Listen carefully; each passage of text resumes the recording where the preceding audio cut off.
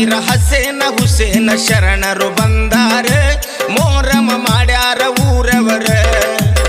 ಮೌಲಾವಲಿಯು ಇವ್ರತ್ರ ಬರಾಕ ಮಾಡ್ಯಾರ ನಿರ್ಧಾರ ಬೀಬಿ ಫಾತಿಮಾ ತಾಯಿಯ ಹತ್ತಿರ ಅಪ್ಪನೆ ಕೇಳ್ಯಾರ ಫಾತಿಮಾ ಅಪ್ಪನೆ ಕೊಟ್ಟಾರ